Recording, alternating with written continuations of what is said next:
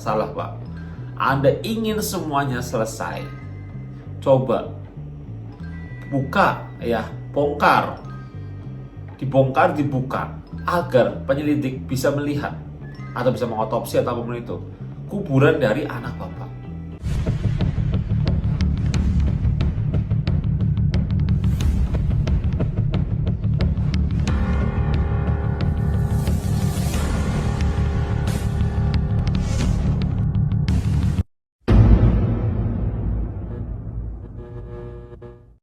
Oke, halo Sobat Horor, dimanapun kalian berada. Selamat datang kembali di channelku, Stephen Evander, di sesi lesehan horor.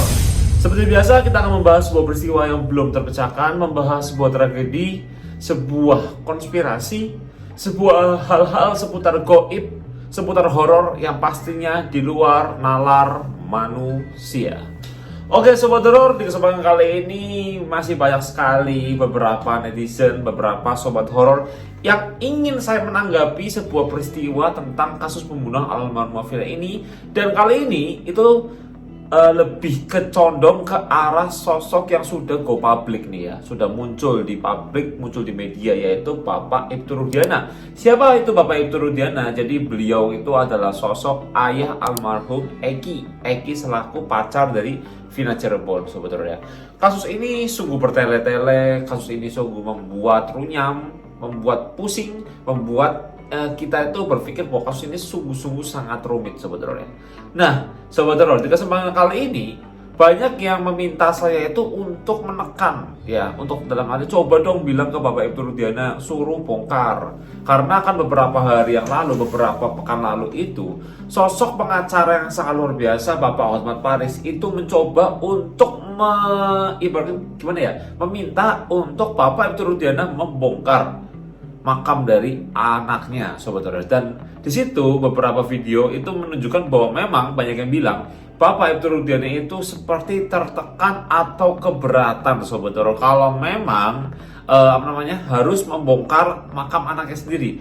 Wah, kenapa harus keberatan, Sobat Horor ya? Dan juga karena namanya mungkin ya, yang namanya peristiwa kan memang sudah lama. Dan pasti, jujur gini Sobat Horor ya, walaupun itu anak tercinta, walaupun itu siapapun itu, kalau peristiwa yang sudah lama, terkadang manusia itu memiliki sifat yang namanya lupa rasa, Sobat Horor. Kayak contoh gini, saya sangat mencintai nenek saya, tetapi nenek saya sudah meninggal sekitar 5 tahun lalu. Rasanya itu sedihnya itu nggak terlalu pas lagi awal-awal, Sobat Horor. Sekarang ya rasanya ya sedih, tapi nggak terlalu sedih banget gitu loh. Karena ya kita kan sudah mengikhlaskan, Sobat Horor ya. Nah, di sini antara dua pilihan yang banyak sekali netizen katakan bahwa memang apakah benar itu Bapak Ibtu Rudiana itu benar-benar anaknya sudah meninggal, ataukah dia ketakutan, Sobat Horor, sehingga dia keberatan untuk membongkar makam anaknya sendiri, Sobat Horor ya. Oke. Sebelum saya memberikan kesimpulan dan sebelum saya mencoba untuk memberikan sebuah pernyataan dalam video ini, kita mau melihat dulu satu cuplikan video, di mana video ini dari sosok ibu-ibu ya, bukan Ibu Widya Sobat Horor, tapi ibu-ibu, dia berkacamata dan dia tuh mengutarakan bahwa Bapak Ibtu Rudiana itu gini-gini gitu, Sobat Horor. Penasaran? Yuk kita simak videonya bareng-bareng, Sobat Horor ya. Halo, assalamualaikum Netar. Hari ini beredar berita bahwa Ibtu Rudiana dia merasa disudutkan. Sebetulnya beda kacamata ya dalam memandang permasalahan. Yang betul Ibtu Rudiana itu bukan disudutkan, tetapi Ibtu Rudiana itu tersudutkan. Kemunculan Ibtu disudutkan sama tersudutkan. Kalau disudutkan itu ada pihak yang menyudutkan, tapi kalau tersudutkan berarti dia tuh ngerasa diri dia sendiri itu seperti tersudut. Ini membedakan disudutkan dengan tersudutkan. Oke, kita lanjut dulu sebentar ya. Rudiana itu katanya karena motivasi dan keberanian dari pengacaranya, yaitu pengacara yang selalu bermawar dan juga Ibu Elsa. Nah, ada hal yang sebetulnya menggelitik para netizen. Sebodoh-bodohnya kan masyarakat tentang penanganan kasus-kasus hukum, tapi masyarakat ini logikanya masih berjalan, enggak tumpul-tumpul banget ya. Kalau itu Rudiana mengatakan dia merasa diperlakukan dan disudutkan, terutama anak-anaknya, Kok dia nggak ngebayangkan ya, 8 orang, anak orang lain tidak bersalah dari usia remaja, umur mereka 16, ada yang 18, 8 tahun, masa remajanya dihabiskan, di penjara, ditangkap, disiksa padahal tidak bersalah. Itu aja udah nggak logis. Dia kelihatan egois, mementingkan anaknya, tapi perlakuan dia kepada orang lain enggak. Nah ini ada yang lucu ya. Untuk meyakinkan ini sebetulnya kemarin ada ya di konten saya kemarin sore itu, saya menampilkan konferensi pers antara dia, Hotman Paris sama Marlina.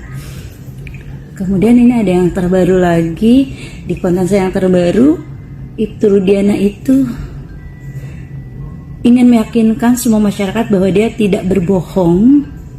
Dia mengatakan bersedia sumpah pocong. Sumpah pocong. Dia mengatakan dia bersedia 7 keturunannya mati semua jika dia berbohong. Tetapi ketika ditantang kuburan anaknya digali kembali, dia berat.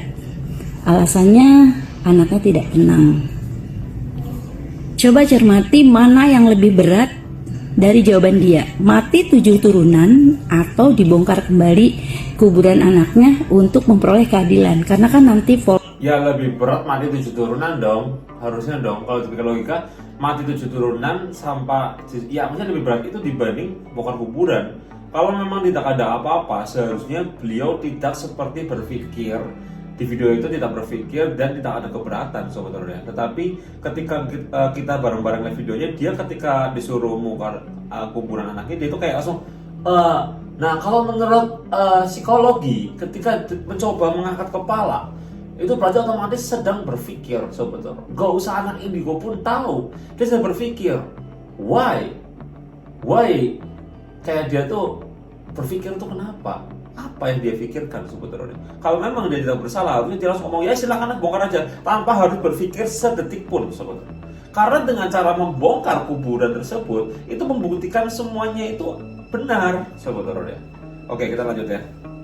Polda dari Jawa Barat bisa menyelidiki mulai dari nol. Gak logis kan? Sumpah pocong itu berat. Sumpah mati 7 turunan itu berat. Terus digali, ditantang kuburan anaknya, digali, dia kok dia keberatan. Alasannya nanti anaknya jadi tidak tenang. Ini sebenarnya udah kayak blunder polemik di kalangan mereka, timnya itu Rudiana. Awal-awal semua kan pada suzon begini nih, Hotman Paris itu dibayar berapa sih gitu ya, sehingga bisa mendampingi Ibtu Rudiana. Tapi di konferensi pers kemarin, Bang Hotman Paris itu banyak keceplosan sehingga ngalir aja. Ibtu Rudiana juga ngalir, menjawab ini, ngalir menjawab itu. Sampai pada satu titik kesimpulan, ini polisi pintar banget cuci tangan. Kenapa?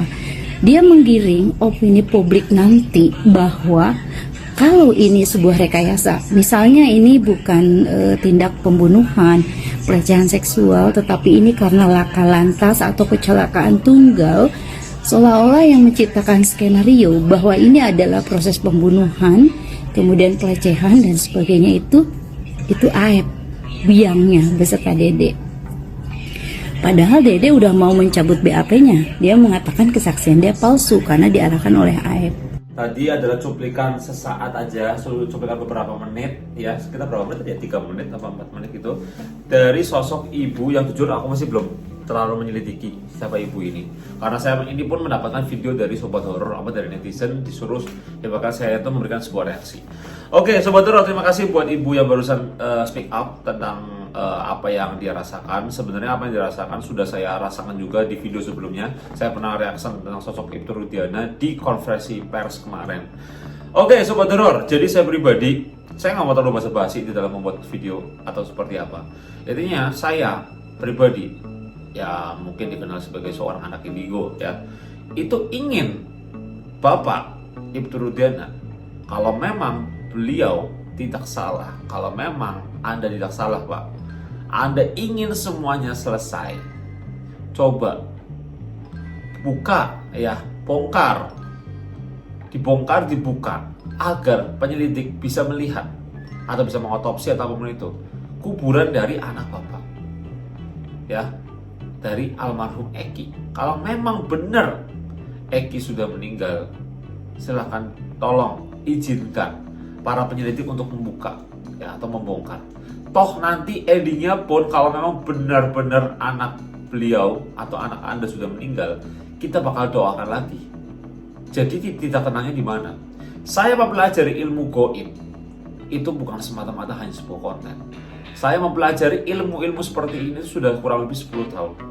Saya tahu beberapa arwah-arwah penasaran, arwah-arwah gentayangan, hal-hal gaib yang memang menjurus ke arah yang tadi Bapak bilang tidak tenang. Orang sudah meninggal, urusan sama dunia tidak ada. Ya, yang akan tanya itu setan-setannya, koren-korennya, atau ya hal-hal yang itulah. Kalau memang benar anak Anda sudah meninggal, anak Anda sudah tenang kok, sudah tenang bersama Allah di sana, nggak ada urusan sama di sini. Jadi yang tidak tenang itu siapa? Setannya. Terus ada peduli sama setannya, kan nggak masuk akal di situ. Nah, di sini saya menerangkan seperti itu Sobat Horor ya. Jadi kalau memang Bapak tidak bersalah, Bapak tidak pengen ibaratkan kasus ini terlalu panjang, ya silakan dibuka kuburannya, diotopsi, terserah gimana bagian penyelidik ya mau seperti apa ya. Tetapi ya tolong jangan diputar-putar lagi kasus ini. Jangan sampai ada isu lagi bahwa ketika kuburan dibongkar, ternyata kuburannya itu sudah dipindah atau kuburannya itu sudah di apalah atau sudah diisi apalah. Jangan, tolonglah diawasin gitu loh. Tolong ya untuk netizen diawasin ya, benar-benar emang kuburan itu masih benar-benar dijaga, benar-benar dibuka lah. Jangan sampai kayak ada kasus lagi ngomong, wah kan kuburannya waktu itu sudah dibongkar, diisi orang, terus itu aduh, karena kasus ini terlalu berputar-putar Sobat Horor. Kasus ini tidak ada ujungnya, tidak ada penyelesaiannya, seperti angka 8 tidak ada ujungnya Sobat Horor. Infinite ini kalau kayak gini Sobat Horor. Ya nanti biarkan waktu yang menjawab sebenarnya. Jadi seperti itu Sobat Horor ya. Tetapi kalau kalian mau tanya sama saya secara kacamata indigo, secara kacamata spiritual, memang saya pribadi tidak merasakan aura-aura titik ya di kuburan almarhum Eki Sobat Horor. Beda dengan kuburan Vina. Pas lagi tahu saya ke sana, saya ngerasa memang ada ya aura yang memang benar-benar ingin berkomunikasi dengan saya, tidak melainkan dengan Eki. Aku nggak tahu apakah karena memang sudah ditutup-tutupi ataukah memang tidak ada. Saya kurang tahu seperti itu. Karena ada dua kemungkinan hal itu terjadi Sobat Horor.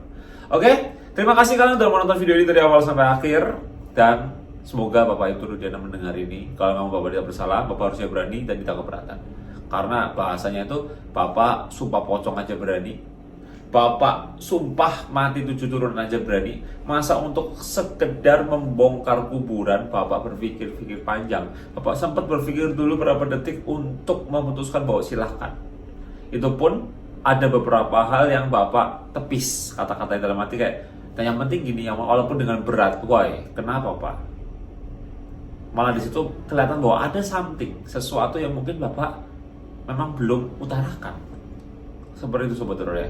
Jadi itu aja apa yang saya utarakan demi kebaikan bersama. Apa yang saya utarakan demi keadilan sosial bagi seluruh rakyat Indonesia. Alias yang namanya yang bersalah harus dihukum, yang benar ya harus mendapatkan balasannya. Jadi kayak harus setimpal gitu loh. Jadi kayak dengan tadi ibu itu ngomong yang selama ini 8 tahun anak yang nggak bersalah malah dapat hukuman dan lain-lainnya, itu kan tidak ada keadilan sosial, tidak ada sila kelima di Indonesia ini. Malah jatuhnya itu jadinya kayak apa ya, fitnah ya jatuhnya Sobat Horor. Ya kita doakan aja terbaiklah, semoga kedepannya bisa jauh lebih baik lagi ya negara kita ini dengan hukum, dan semoga tidak ada isu-isu bahwa memang polisi itu sekarang kinerja buruk lah atau apalah, semua itu bisa diperbaiki lah, kedepannya bisa jauh lebih baik lagi. Oke? Terima kasih udah nonton video ini dari awal sampai akhir, dan jangan lupa kalian klik tombol like, comment, dan subscribe channel ini jika kalian suka sama video ini. Ikuti keseruan lesan horor berikutnya, ikuti keseruan konten-konten saya berikutnya tentang kasus horor, petualangan horor, gaming horor, dan lain-lainnya. Yang pasti kalau berbau dengan horor, kalian mau tahu realistisnya ya, realitanya seperti apa, ikuti terus channel Stephanie Fanda. Jangan lupa like.